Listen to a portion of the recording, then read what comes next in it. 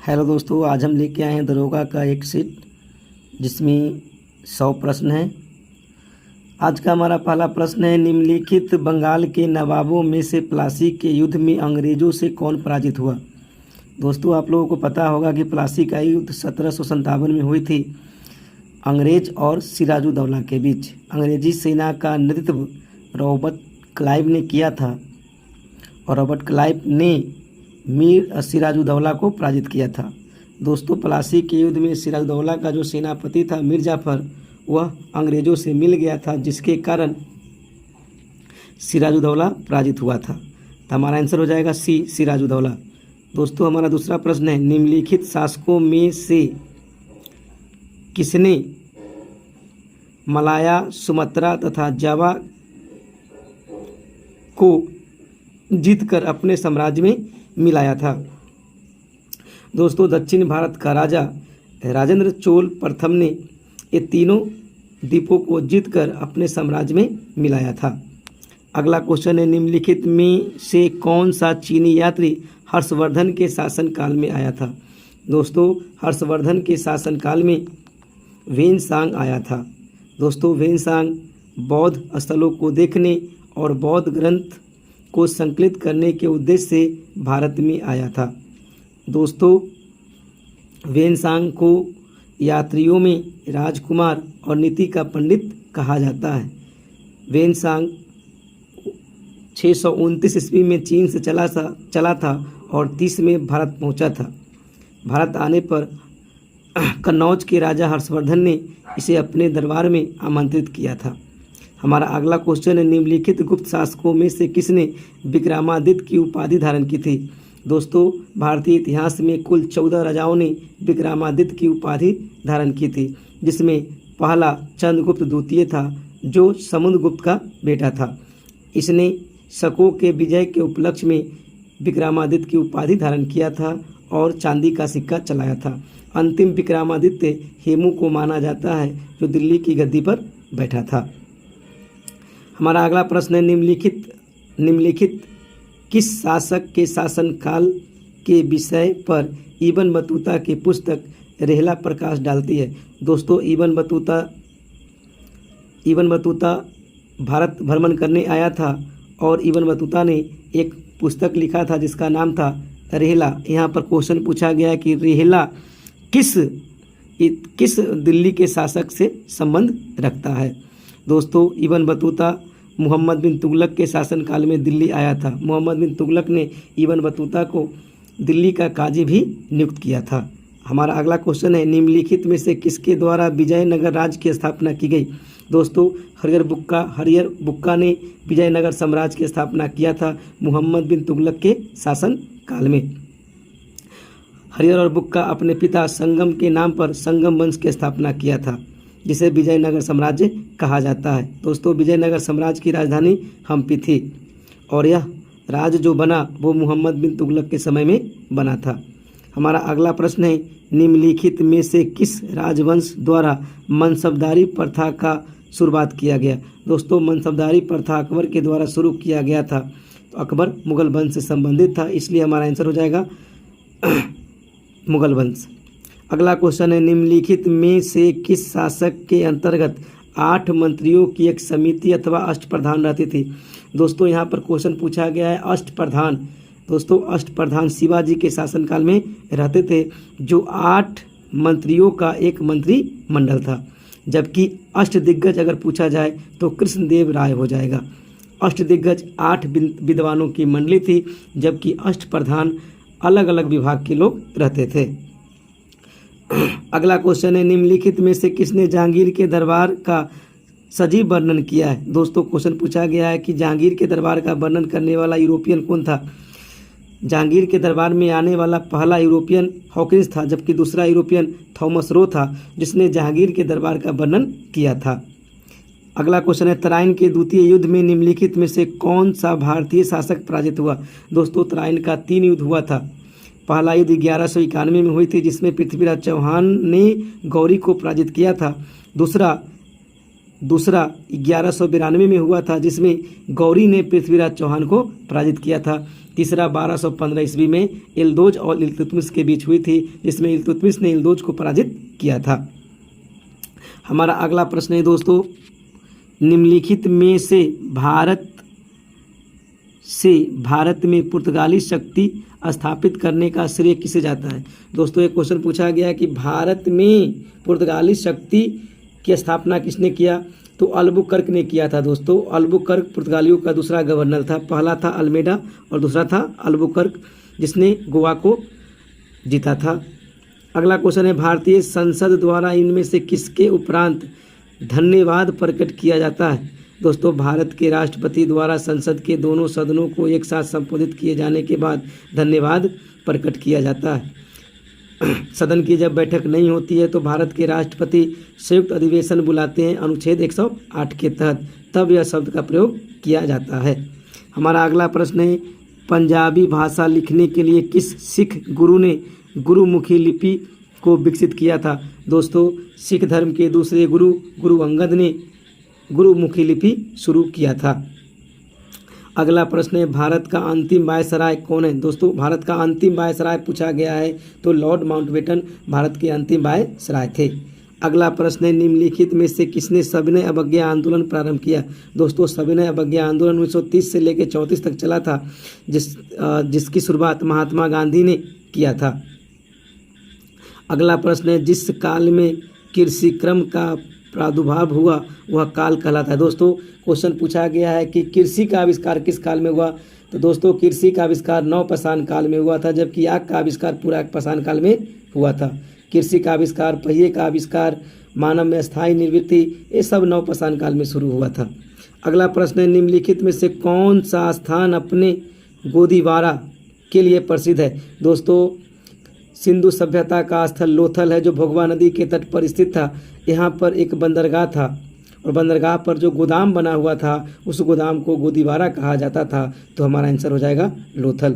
अगला क्वेश्चन है, 6ठी शताब्दी ईसा पूर्व में निम्नलिखित में से कौन सा एक गणतंत्र था। दोस्तों आपको पता होगा कि 6ठी शताब्दी ईसा पूर्व में कुछ राजतंत्र थे और कुछ राज गणतंत्र थे जिसमें मल भी एक गणतंत्र था। हमारा अगला प्रश्न है, बराबर की गुफाओं को अशोक ने किस संप्रदाय को दान दिया था। दोस्तों बराबर की गुफाओं को अशोक ने आजीवक संप्रदाय को दान में दिया था। आजीवक संप्रदाय के लोगों को रहने के लिए अशोक ने 4 गुफाओं का भी निर्माण करवाया था। आते हैं दोस्तों अगले प्रश्न पर। हमारा अगला प्रश्न है, निम्नलिखित में से किसको शक संवत की स्थापना का श्रेय दिया जाता है। दोस्तों शक संवत की शुरुआत कुषाण वंश के शासक कनिष्क ने किया था। कनिष्क जब 78 ईस्वी में गद्दी पे बैठा था तब शक संवत की शुरुआत किया था। अगला क्वेश्चन है, पुराणों की संख्या कितनी मानी जाती है। दोस्तों पुराणों की संख्या 18 है, वेद की संख्या 4 है, उपवेद की संख्या 4 है, वेदांग की संख्या 6 है, उपनिषद की संख्या 8 है। दोस्तों इसको नोट कीजिएगा, वेद की संख्या 4 है, वेदांग की संख्या 4 है, उपनिषद की संख्या 108 है और पुराणों की संख्या 18 है। पुराणों की संख्या 18 है। अगले प्रश्न की बात करते हैं दोस्तों, निम्नलिखित में से कौन सा अध्ययन केंद्र बौद्ध केंद्र के रूप में प्रसिद्ध नहीं था। दोस्तों पूछा गया कि बौद्ध केंद्र से बौद्ध धर्म के केंद्र से संबंधित नहीं था, वह पूछा गया है। दोस्तों नालंदा बौद्ध से संबंधित था, विक्रमशिला बौद्ध से संबंधित था, जबकि नदिया संबंधित नहीं था, नदिया राजधानी थी। दोस्तों अगला प्रश्न है हमारा, निम्नलिखित में से फतेहपुर सीकरी का निर्माण किसने करवाया। दोस्तों फतेहपुर सीकरी का निर्माण अकबर ने किया था। किसने किया था दोस्तों? अकबर ने फतेहपुर सीकरी का निर्माण किया था। हमारा अगला प्रश्न है, निम्नलिखित में से कौन अपने अनुयायियों द्वारा महबूब इस्लामी के नाम से जाना जाता है। दोस्तों महबूब इस्लामी शेख निजामुद्दीन औलिया को कहा जाता है। किसको कहा जाता है? शेख निजामुद्दीन औलिया को कहा जाता है। हमारा अगला प्रश्न है, निम्नलिखित में से किसको कुतुब मीनार संपूर्ण करवाने का श्रेय दिया जाता है। दोस्तों कुतुब मीनार का नींव बख्तियार काकी के याद में कुतुबुद्दीन ऐबक ने रखा था। कुतुबुद्दीन ऐबक के मर जाने के बाद उसके दामाद और गुलाम इल्तुतमिश ने इसका निर्माण पूरा करवाया था। हमारा आंसर हो जाएगा इल्तुतमिश। दोस्तों अगला प्रश्न है, गीत गोविंद के लेखक कौन है? VVI क्वेश्चन है दोस्तों। गीत गोविंद के लेखक जयदेव है। कौन है? जयदेव है।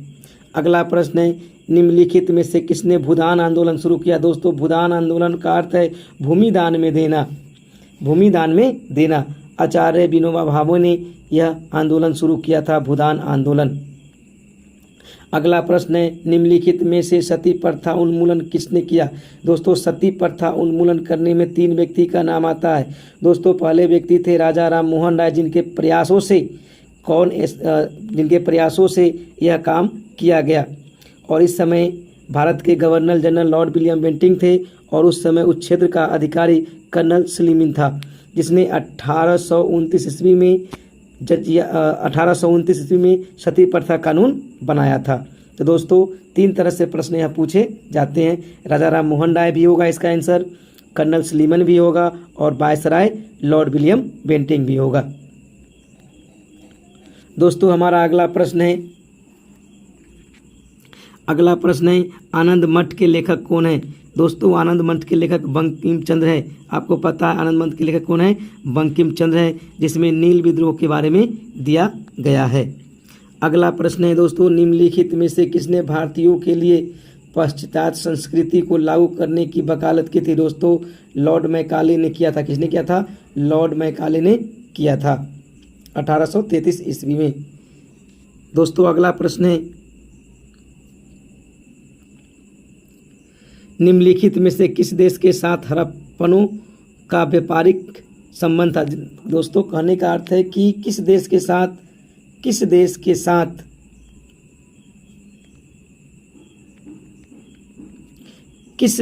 साथ हड़प्पा के लोगों का व्यापारिक संबंध था? दोस्तों तो मेसोपोटामिया के साथ इन लोगों का व्यापारिक संबंध था। अगला क्वेश्चन है, निम्नलिखित में कौन वैदिक देवता नहीं थे? दोस्तों वैदिक देवता की बात की गई है, इंद्र, वरुण, रुद्र वैदिक देवता थे, जबकि कार्तिकेय नहीं थे।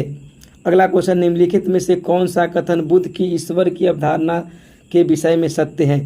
दोस्तों बी हो जाएगा इसका आंसर, ईश्वर का अस्तित्व नहीं है। अगला क्वेश्चन है, निम्नलिखित में से कौन सा गुप्त काल का मंदिर है?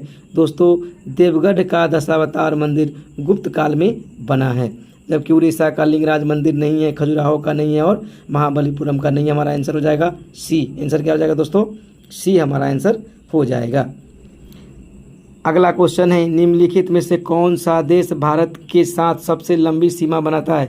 दोस्तों भारत के साथ सबसे लंबी सीमा रेखा बनाने वाला बांग्लादेश है। कौन सा देश है दोस्तों? बांग्लादेश है। अगला क्वेश्चन है, निम्नलिखित में से कौन सी नदी गंगा की सहायक नदी नहीं है? दोस्तों कोसी, रामगंगा, सोन गंगा की सहायक नदी है, जबकि वेन गंगा की सहायक नदी नहीं है। अगला क्वेश्चन है, पोंग जल विद्युत परियोजना कहाँ स्थित है? पोंग जल विद्युत योजना हिमाचल प्रदेश में स्थित है। अगला क्वेश्चन, निम्न में सर्वाधिक वनों वाला राज्य कौन है? दोस्तों वनों वाला राज्य है अरुणाचल प्रदेश। हमारा अगला प्रश्न है, भारत का सबसे अधिक विस्तृत मैदान कौन सा है? दोस्तों तो राजस्थान का मैदान जो है भारत का सबसे विस्तृत मैदान है। अगला क्वेश्चन है, भारत में जूट का सबसे अधिक उत्पादक कहाँ होता है? जूट का उत्पादक होता है पश्चिम बंगाल में। नेक्स्ट क्वेश्चन पे आते हैं दोस्तों। हमारा नेक्स्ट प्रश्न है, भारत में सबसे अधिक विस्तृत क्षेत्र वाला अपवाह तंत्र कौन है? दोस्तों अपवाह तंत्र मतलब ड्रेनेज सिस्टम की बात हो रही है। किस नदी का अपवाह तंत्र सबसे ज़्यादा है? तो गंगा नदी का अपवाह तंत्र सबसे ज़्यादा है।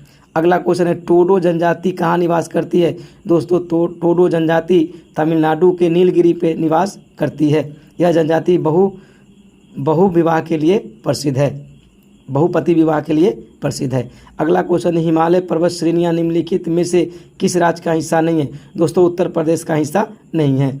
भारत में अधिकतम खनिजकृत शैल तंत्र कौन है? गोंडवाना लैंड जो है दोस्तों भारत में सबसे अधिक खनिज पाया जाता है।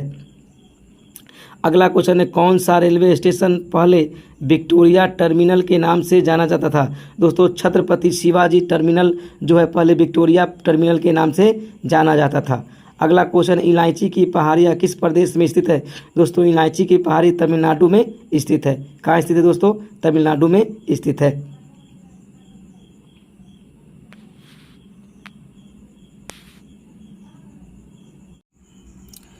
हमारा अगला प्रश्न है, किस प्रदेश में क्षारीय मिट्टी का विस्तार सबसे अधिक है? दोस्तों क्षारीय मिट्टी का सबसे अधिक विस्तार उत्तर प्रदेश में है। अगला प्रश्न है, निम्नलिखित में से किस राज्य से कर्क रेखा नहीं गुजरती है? निम्नलिखित में से किस राज्य से कर्क रेखा नहीं गुजरती है? तो बिहार से कर्क रेखा नहीं गुजरती है। अगला क्वेश्चन है, निम्नलिखित में से कौन सा क्षेत्र भारत का सबसे अधिक पेट्रोलियम उत्पादक क्षेत्र है? डिगबोई है दोस्तों भारत का सबसे अधिक पेट्रोलियम उत्पादक देश। अगला प्रश्न है, वर्ष 1913 में अमेरिका में गदर पार्टी की स्थापना किसने किया था? दोस्तों 1913 में गदर पार्टी की स्थापना लाला हरदयाल ने किया था। अगला क्वेश्चन है, संसार में सबसे ऊंची इमारत निम्नलिखित में से कौन सी है? बुर्ज खलीफा जो है संसार में सबसे ऊंची इमारत मानी जाती है। अगला क्वेश्चन है दोस्तों, अस्थि को अस्थि से जोड़ने वाला ऊतक कौन है? बोन टू बोन कौन जोड़ेगा दोस्तों? तो बोन टू बोन जोड़ने वाला बीबी लाल। बोन टू बोन लिगामेंट जो है बोन टू बोन जोड़ता है, हड्डी को हड्डी से जोड़ता है, जिसे हिंदी में स्नायु बोलते हैं। तो आंसर हो जाएगा स्नायु। अगला क्वेश्चन है, बहुत ही कम समय के अंतरालों का सही मापन होता है? दोस्तों बहुत ही कम समय के सही मापन का अंतराल होता है परमाणु घड़ियों द्वारा। किसके द्वारा होता है? परमाणु घड़ियों द्वारा होता है। अगला क्वेश्चन है, वर्ड प्रोसेसिंग या स्प्रेटिक और फोटो एडिटिंग निम्नलिखित में किसके उदाहरण हैं? एप्लीकेशन सॉफ्टवेयर के उदाहरण हैं। अगला प्रश्न है, निम्नलिखित में से कौन सा रसायन भारत के स्वतंत्र संघर्ष का एक महत्वपूर्ण प्रतीक माना जाता है? सोडियम क्लोराइड माना जाता है। अगला प्रश्न है, प्राणी एवं उद्भिद वर्गों की महानतम विधि होती है उष्णकटिबंधीय नम वनों में। अगला प्रश्न है, आइसोहाइट वे रेखाएं हैं जो जोड़ती हैं। दोस्तों आइसोहाइट समान वर्षा वाली जगहों को जोड़ती है।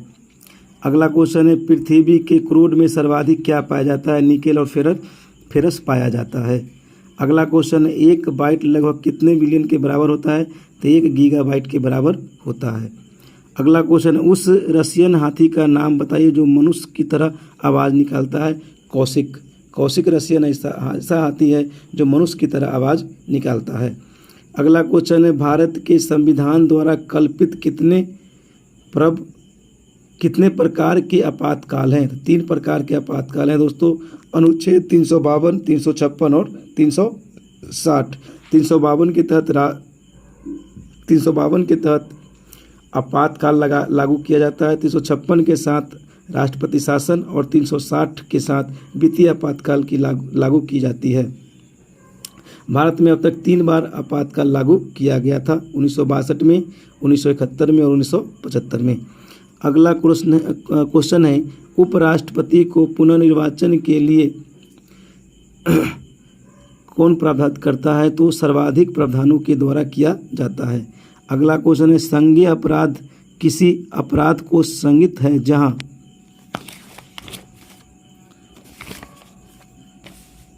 जहां औपचारिक शिकायत के बिना पुलिस किसी मामले को रजिस्टर कर सकती है। अगला प्रश्न है, संविधान के अंतर्गत दिए जाने वाले मौलिक अधिकारों की निलंबित सक्रियता हेतु सक्षम प्राधिकारी कौन है? दोस्तों संसद है। संसद के द्वारा ही यह किया जा सकता है।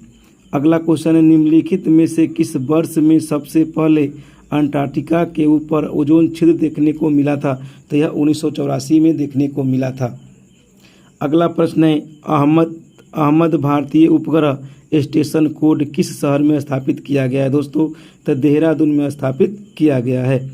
अगला क्वेश्चन है, निम्नलिखित कौन सा सही रूप में सम्मिलित है? तो जाइलम जो है वो संवहन ऊतक है, यह सही जोड़ा है। अगला क्वेश्चन, इंटरनेट से एक फाइल को आपके कंप्यूटर में हस्तांतरित करने की प्रक्रिया को क्या कहा जाता है? डाउनलोडिंग कहा जाता है। अगला प्रश्न है, निम्नलिखित में से कौन सी गैस पृथ्वी विकिरण को बहुत अवशोषित करती है?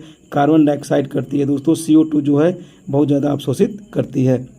अगला क्वेश्चन है, AC को DC में कौन बदलता है? तो AC को DC में रेक्टिफायर बदलता है, जबकि DC को AC में इन्वर्टर बदलता है। अगला क्वेश्चन है अंतर्राष्ट्रीय मजदूर दिवस कब मनाया जाता है? 1 मई को मनाया जाता है। अगला क्वेश्चन दक्षिणी गोलार्ध में वायु के बाईं ओर मुड़ने का क्या कारण है? तो पृथ्वी का परिक्रमण है। पृथ्वी का परिक्रमण के कारण दक्षिणी गोलार्ध में वायु बाईं ओर मुड़ जाती है और उत्तरी गोलार्ध में वायु दाईं ओर मुड़ जाती है। अगला क्वेश्चन इसरो का फुल फॉर्म क्या है? इंडियन स्पेस रिसर्च ऑर्गेनाइजेशन है। अगला प्रश्न की बात करें तो अगला प्रश्न है भारतीय राष्ट्रीय कांग्रेस के प्रथम मुस्लिम अध्यक्ष कौन थे? दोस्तों रहीमतुल्लाह सियानी जो थे भारतीय राष्ट्रीय कांग्रेस के प्रथम मुस्लिम अध्यक्ष थे। अगला क्वेश्चन निम्नलिखित में से कौन एक सही मेल नहीं है? दोस्तों इंदिरा गांधी आवास योजना महिलाओं को निःशुल्क गृह योजना देता है, यह सही नहीं है। अगला क्वेश्चन है निम्नलिखित में से कौन सा द्रावण क्षारीय होगा? दोस्तों इसका आंसर बी हो जाएगा। अगला क्वेश्चन है दांतों को साफ करने के लिए उपयोग में जो पाउडर या पेस्ट आता है उसमें कैसा स्वाद रहता है? दोस्तों अम्लीय होता है, टूथपेस्ट अम्लीय स्वाद रहता है। अगला क्वेश्चन है टमाटर में कौन सा अम्ल पाया जाता है? तो टमाटर में ऑक्जेलिक अम्ल पाया जाता है। अगला क्वेश्चन NH3 किस प्रकार का पदार्थ है? तो यह मंद क्षार प्रकार का पदार्थ है। NH3 अमोनिया का सूत्र होता है। अगला क्वेश्चन है थर्मामीटर निम्नलिखित में से कौन सी धातु का उपयोग किया जाता है? तो थर्मामीटर में पारा धातु का उपयोग किया जाता है। अगला प्रश्न है निम्नलिखित में से कौन सा रोग जीवाणु से नहीं हो रहा है? दोस्तों तपेदिक अंतज्वार कुष्ठ सब जीवाणु से होने वाला रोग है, जबकि खसरा वायरस से होने वाला रोग है। अगला प्रश्न है बैक्टीरिया को बढ़ते हुए रोकने के लिए निम्नलिखित में से कौन सा गैस उपयोग होता है? सल्फर डाइऑक्साइड SO2 का उपयोग किया जाता है। अगला क्वेश्चन है लहू में शर्करा का स्तर कम करने वाले हार्मोन का नाम क्या है? इंसुलिन है। इंसुलिन जो है लहू में यानी रक्त में शर्करा को कम करता है जो अग्नाशय से निकलती है। अगला क्वेश्चन है एक वयस्क मनुष्य में मज यानी ब्रेन का द्रव्यमान कितना होता है? दोस्तों तो जो ब्रेन है जो मस्तिष्क है उसका वजन 1350 ग्राम होता है, लगभग 1400 ग्राम होता है। अगला प्रश्न है प्रावर्तिक क्रियाओं का संचालन कौन करता है? दोस्तों प्रावर्तिक क्रियाओं का संचालन मेरुरज्जु करता है, स्पाइनल कॉर्ड करता है। अगला क्वेश्चन है लड़का किस उम्र में तरुणावस्था यानी पुबर्टी को प्राप्त करता है? तो 11 से 12 की उम्र में प्राप्त करता है। अगला क्वेश्चन है यदि शरीर का तापमान 37 डिग्री सेल्सियस है तो शुक्रपिंड का तापमान कितना होगा? दोस्तों शुक्रपिंड मतलब जहाँ पे शुक्राणु का निर्माण होता है वहाँ का तापमान क्या होगा? 34 डिग्री सेल्सियस होगा। ओरल डिहाइड्रेशन थेरेपी किसके लिए सलाह दी जाती है? तो कोलेरा के जांच के लिए सलाह दी जाती है। जस्ट डू इट किस वैश्विक ब्रह्मांड का मशहूर पंचलाइन है? दोस्तों नाइक का यह पंचलाइन है। अगला क्वेश्चन है निम्नलिखित में से कौन बस्तर क्षेत्र में अवस्थित है? दोस्तों इंद्रावती राष्ट्रीय उद्यान जो है छत्तीसगढ़ के बस्तर में स्थित है। अगला क्वेश्चन है रक्त में खनिज संबंधी अशुद्धता किसके द्वारा हटाई जाती है? तो किडनी के द्वारा हटाई जाती है। रक्त को छानने का काम कौन करता है? किडनी करता है। अगला क्वेश्चन है मौसम की कौन सी दशा बैरोमीटर बढ़ने में गिरावट को सूचित करती है? तो तूफान जब आता है तो बैरोमीटर का कांटा गिर जाता है।